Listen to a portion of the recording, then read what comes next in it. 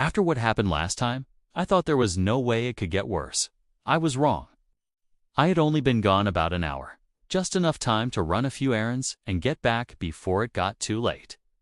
When I pulled into the driveway, everything looked normal. Front of the house, quiet, nothing out of place. But as soon as I walked around to the backyard, I froze. 2 people were inside my yard.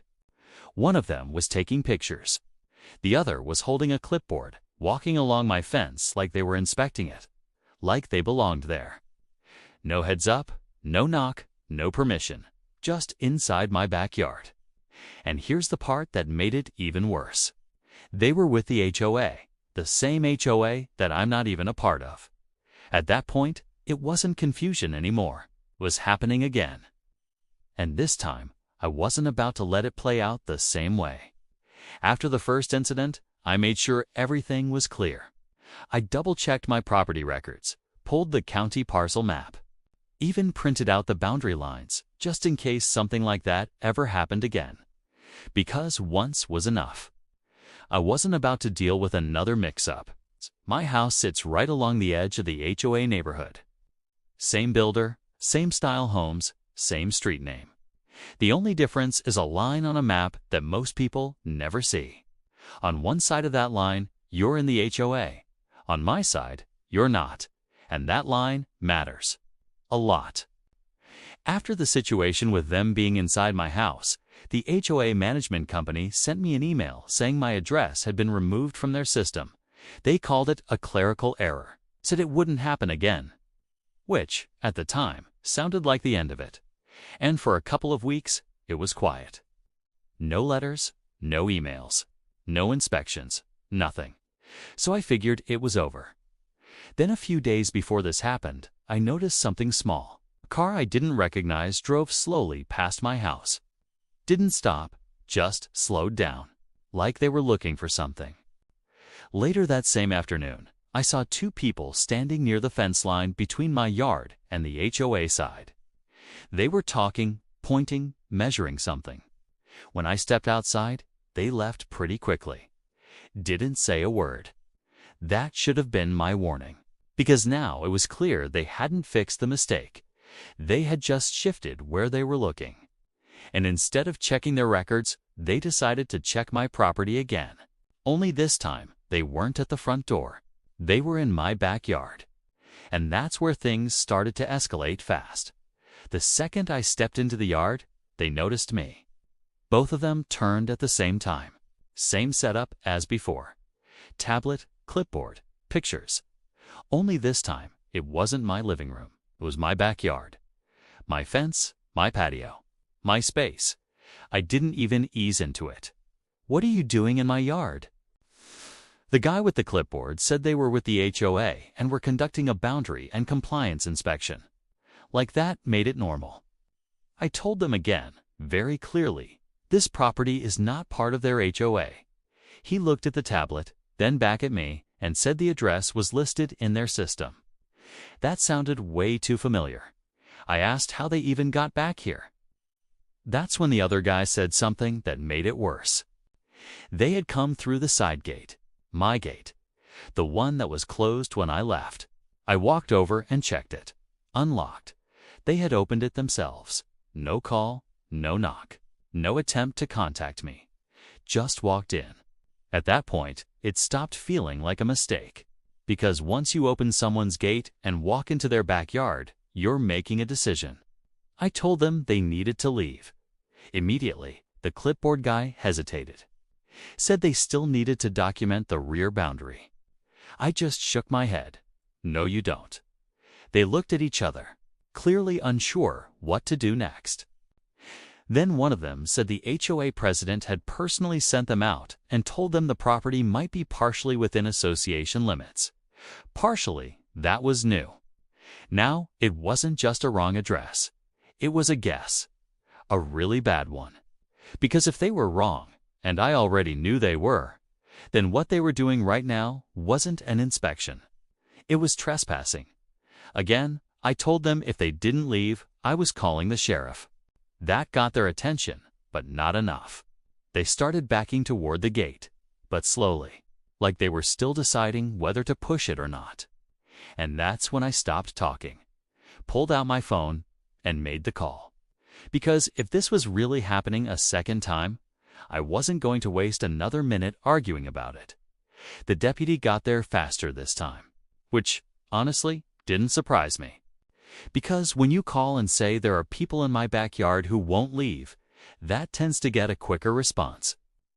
By the time he pulled up, the two HOA guys were standing just outside the gate, talking quietly like they were hoping this would all just blow over. It didn't. The deputy stepped into the yard, took one look at the open gate, the tablet, the photos, and then looked at me. "What's going on?" I explained it again. Same HOA, same confusion. Same claim that my property was part of their jurisdiction. Only this time, they had let themselves into my backyard to inspect it. The deputy turned to them, asked the same question as before. "Did the homeowner give you permission to enter the property?" They said no. One of them tried to explain that the HOA president told them the property might fall within the boundary and needed to be verified.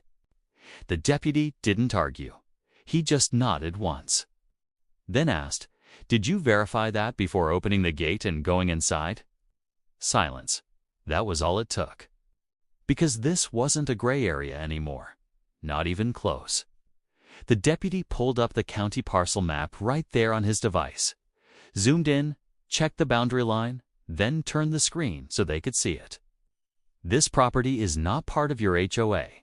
Clear, direct, no room for interpretation." Then he added something that made the situation hit a lot harder. Opening a closed gate and entering someone's backyard without permission isn't an inspection. He paused for a second. That's trespassing. You could see it land. Both of them straightened up immediately. No more hesitation. No more, we were told. Just quiet. The deputy told them they needed to leave the property and not return unless they had clear, verified authority and permission from the homeowner. Then he looked at me and said, "If they come back again, call us right away." Again, that word said everything. Because this wasn't just a one-time mistake anymore. This was a pattern. And now it was on record. The two HOA guys didn't say much after that. They packed up fast. No pictures, no notes. Just a quick apology about following instructions, and they were gone. And for the second time, the authority they thought they had ended the moment someone with real authority showed up. This time, the follow-up came a lot faster. Less than 24 hours later, I got an email from the HOA management company. Different tone, different language. No inspection, no compliance. No vague references to boundaries. Just a direct message saying they had confirmed the property is not part of the association, and that my address had been permanently removed from their system. Permanently, not reviewed, not updated. Removed, they also added that no further inspections or visits would be conducted on the property, which, after everything that had just happened, felt like the bare minimum. A few hours later, I got a second email. This one from someone higher up. Short apology. Acknowledged that their team had relied on outdated mapping data and said steps were being taken to prevent it from happening. Again. That word showed up a lot, which told me they finally understood the problem wasn't just the address. It was how casually they had treated it. Over the next week, things got very quiet. No cars slowing down, no people near the fence line. No random inspections. Just normal. The way it should have been from the beginning. And from what I heard later, the HOA had to go back and recheck a bunch of properties near the boundary. Turns out, mine wasn't the only one that had been flagged incorrectly. But I was definitely the one where it blew up the most. Because once law enforcement gets involved, not once, but twice, people start asking questions. Board members, management, even other homeowners. And that's when mistakes stop being ignored. In the end, nothing about my property changed. The fence stayed, the yard stayed, the boundary stayed exactly where it had always been. The only thing that changed was how seriously they took that line. Because after crossing it twice, they finally realized something simple. If you don't know where your authority ends, someone else will show you. And the second time, they don't usually need to say it twice.